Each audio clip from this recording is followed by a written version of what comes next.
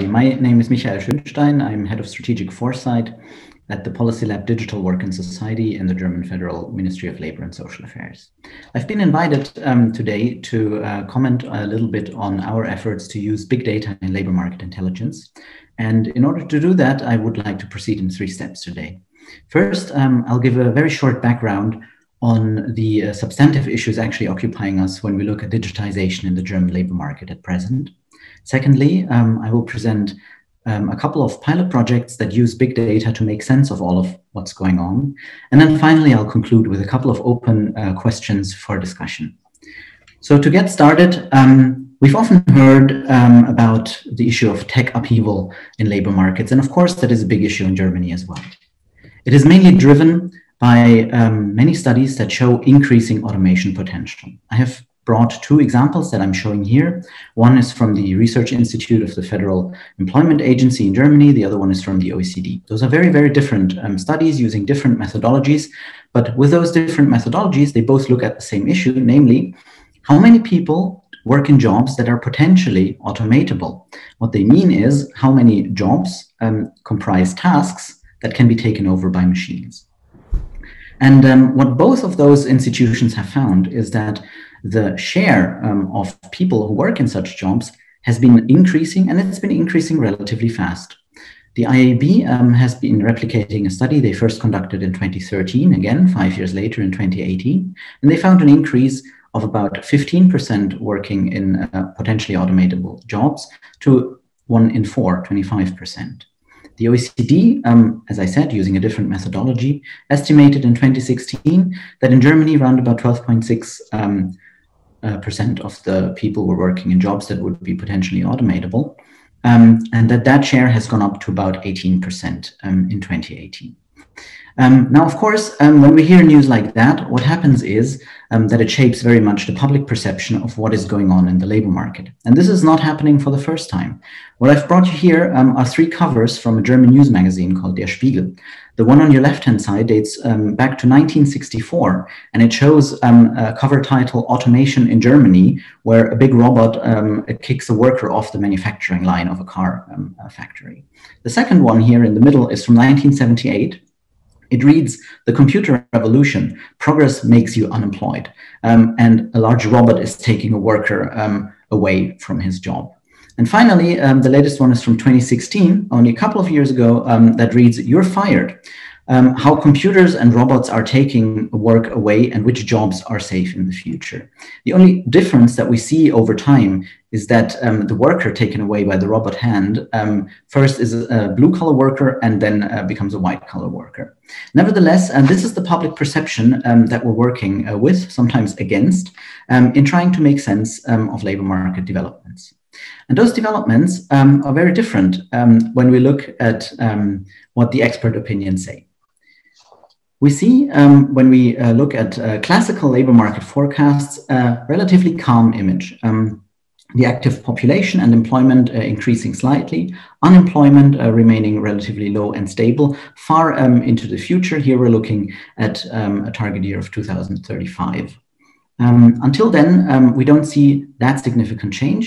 This, however, was calculated before the corona crisis. Nevertheless, even given the impact of the pandemic, we're relatively confident that the numbers over the long term are not going to shift dramatically. Nevertheless, the picture we see here is a very different one from the one that the press is painting. Behind the stability that I've just shown you, however, we see significant structural change. And this structural change is quite large. By 2035, you see this on the very right-hand side here, we expect that almost 4 million jobs will be lost due to automation, whereas we're also going to gain many new jobs. In this case, in this study, about 3.25. Now, against this backdrop, of course, many questions are open. How fast is technology really diffusing? Are these forecasts on track? Which sectors will be concerned first? This is not a technology diffusion that will happen uniformly across all sectors of the economy. Which tasks are the most acceptable to be automated really? And what skills do people actually need to work with new technologies? Those are questions where our labor market statistics are not made to give us good information on. Instead, we're turning, therefore, to new data sources, specifically to big data sources, to try and make sense of this. We're working generally on different timeframes, and given the different timeframes we're looking at, we're also using different methods. A big chunk of our work is actually trying to make sense of the present day. This is where we use report statistics, but also try to use current big data in real time, if you like. We then work for the medium term, going 5 to 15 years into the future, with quantitative labor market projections. Here, I will bring you two examples of machine learning applications that we use to make those a little bit better, we hope. And then finally, for the very long term, we use strategic foresight. This is our instrumental or methodological response to the large degree of uncertainty that you have when you look at developments that last 15, 20, or 25 years into the future. For each of those, we use different types of big data analysis, and I'm going to go through a couple of examples now. The first one really relates to the present time. This is really a question of making sense of what's going on around us. We found that classical labor market statistics in Germany lack information about people that are particularly highly qualified and working in sectors that are particularly driven by technology, for example, in IT. However, we also know that those type of people tend to be very active and very present on professional social networks such as LinkedIn, which is why we've partnered with LinkedIn to conduct an analysis of skills that people put on their profiles that work in high-skilled IT professions, and later expanded that to look a bit more closely at what type of skills actually go together with the use of certain technologies, both in and outside of the IT sector. Here is one example from this work that will also be published on our website. I've included the link here where you can find more information. What you see here are so-called AI skills. I've chosen this example because artificial intelligence is something everybody talks about right now. And really many people say, well, it's really important that we equip our workers with the right skills to design, develop, and diffuse artificial intelligence-driven technologies. But when you ask what skills precisely those are, hardly anybody has an answer. So what we did is looking into people who work on artificial intelligence and then analyze which skills they actually mention on their profiles, cluster them into a top 10, if you like, and look how that has changed over time. The result is what you see here. These are, as you can see, very, very different skills. They change from one year to the other relatively quickly. Some appear in every year, but in a different place in the ranking. Others appear new or disappear over time. What we could also analyze are related issues. For example, how are those skills actually distributed across different sectors? We found, for example, very interesting that the majority of people that have what we call AI skills here, they don't actually work in IT, they work in manufacturing. This is very interesting because it informs us sort of about labor market developments that go far beyond individual level information. What we could also find is that the share of women among people with AI skills is tremendously low. That is a very important field of action for us, and having such information helps to concentrate resources and improve the situation. Of course, we can also use this information to then compare to other countries and see maybe where Germany stands in comparison, for example, with the United States or South Korea in the depth of talent, but also in the distribution of AI skills across different sectors. So what do we really do with such type of information? First of all, we monitor the market. For Labor Ministry, it is important that we know what we're working with out there and have a constant reality check and feedback loop from what is happening outside. It also informs us about potential training needs. The results that we find from this analysis are made available through counseling centers that we have all over the country, for example, to small and medium enterprises that want to invest in artificial intelligence-based technologies and need to hire people. Very often they wonder, well, what kind of skills should I prioritize when I hire people? And this can help inform a decision there. But also, it helps us to monitor the distribution and the diffusion of AI-based technologies across different sectors. This has been a very unexpected side effect of our analysis, but what we really found is because we have this result that we see many people with AI skills in sectors outside IT, it allows us to assume better where technologies that are based on artificial intelligence are actually used in other sectors. So that has been a very interesting project that we've piloted and are right now scaling into a continuous use. A second example that I'm bringing relates to the quantitative forecasting and the more medium-term time frame.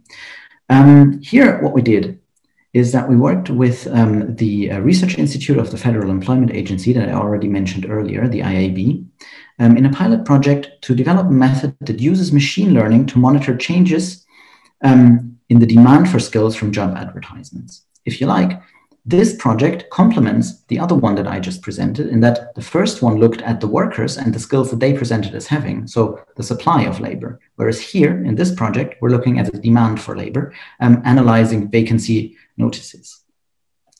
We trained a machine learning model, first of all, in order to understand which parts of a job advertisement actually relate to skills, as opposed to, for example, a description of the company.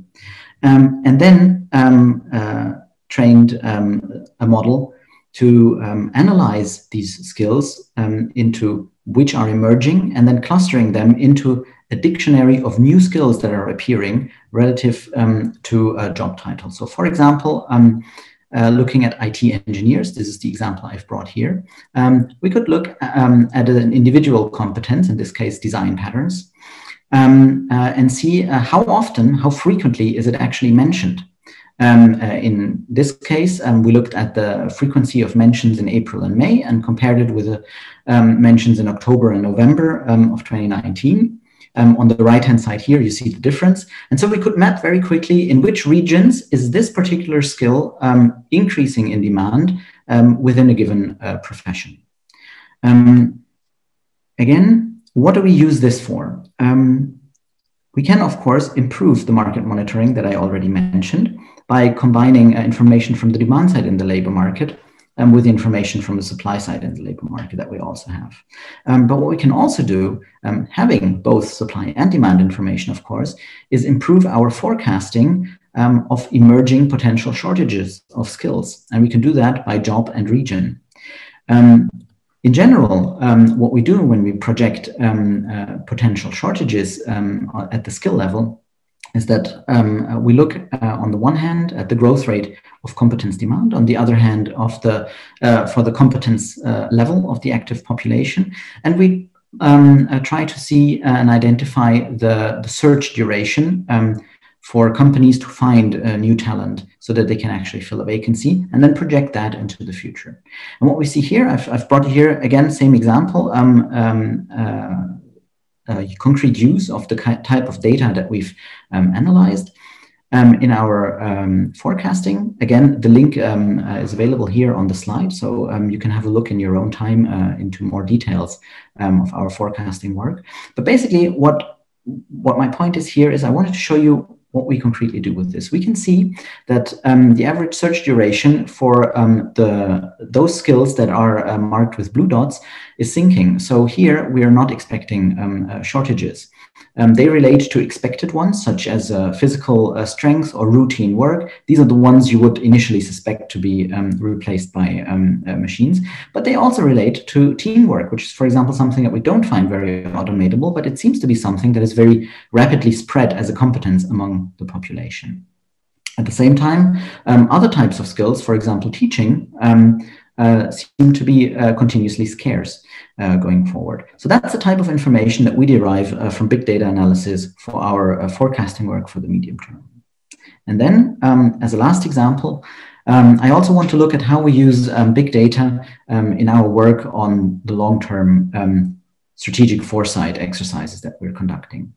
That is very particular use because, in a way, big data is only a very small stepping stone in the very beginning of our foresight exercises. Nevertheless, I've chosen to bring this along because I think it highlights the how broad the spectrum of uses for big data analysis and labor market intelligence can be.